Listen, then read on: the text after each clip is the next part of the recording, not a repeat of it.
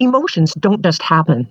The power of focus, how you choose to look at events and circumstances of your life, begins a sequence in a chain reaction connecting feeling, energy, and action. This is the critical path of the mental chain of events at the heart of emotional management and cognitive strength. Focus feeds emotion. Emotion creates energy. Energy influences action. The key to managing your emotions is learning to manage this mental chain of events. Focus is what you think about the situation, your self-talk. Feelings is how you feel in response to your thoughts and self-talk. Energy is the emotional and physical energy created by your feelings, and action is what you say and what you do. Unique to each of you and driving this chain reaction of responses is what researchers call a social behavioral style. Each of the 4 scales of behavior style has its own set of emotional needs and has its own response to the effect of stress and other factors that meet or fail to meet your emotional needs. Emotions do not respond directly to an event. Rather, emotions respond to what you think about an event. Knowing your own social behavioral style is imperative for productive work relationships and often requires feedback from your colleagues and peers to get it right. Focus feeds emotion, and emotion creates energy. As illustrated in this diagram, the level of intensity of your focus and/or feelings, coupled with whether it is positive or negative, produces 4 different emotional energy states. A key to effectiveness in life and at work is to stay on the right side of the diagram. High positive is the emotional state that creates energy for peak performance, and low positive is the emotional state in which you recover productive energy. You manage your emotional energy state by managing your focus. When you find yourself drifting into a high negative state or low negative state, move back to the positive side by refocusing your thoughts and self-talk. It's important, too, that you realize you cannot continually live and work in the high positive state. Low positive is an important state of recovery, reflection, and relaxation. Physical and mental health requires the right balance of action in the high positive state and recovery in the low positive state. It is in the upper right-hand quadrant of high positive when you are experiencing what is called the flow state, or zone, or ideal performance state.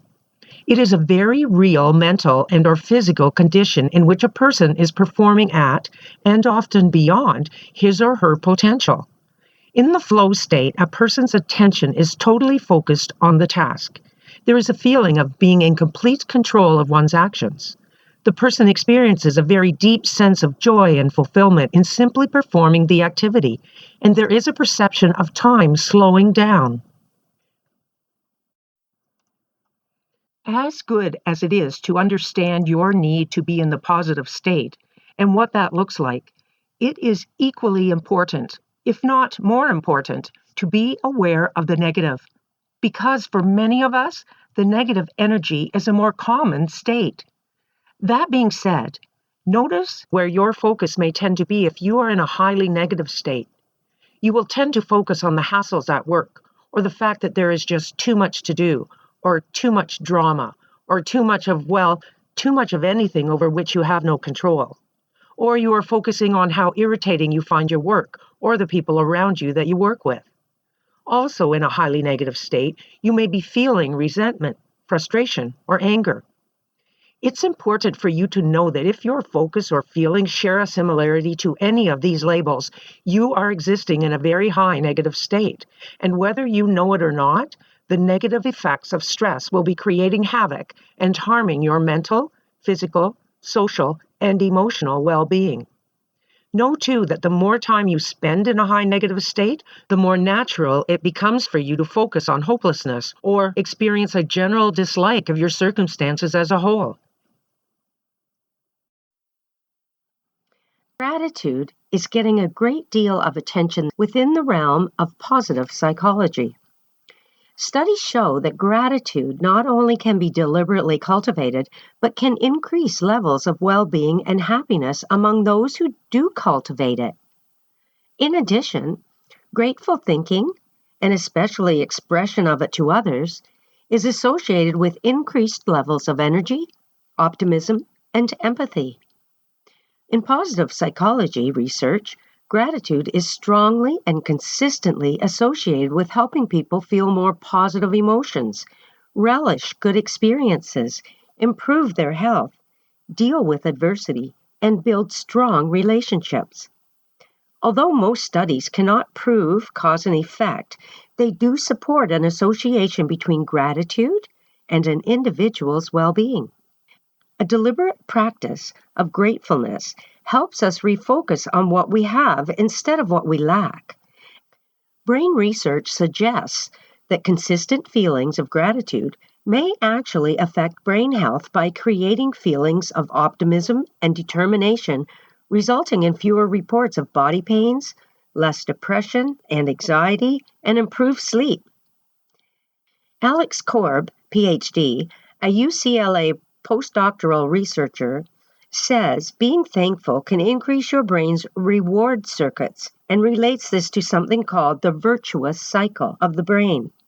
He says, the brain only has so much power to focus its attention.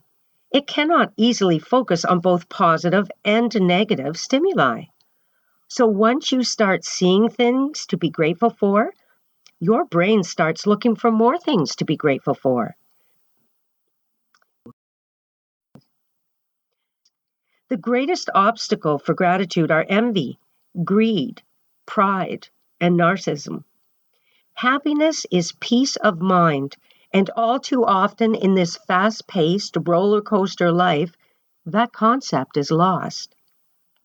We all have had bad days because life's not perfect. But when life gives us a blow, it can be very helpful to write down the current things that we have to be grateful for. Seeing those things in writing itself, and even the act of writing, can be calming and cathartic.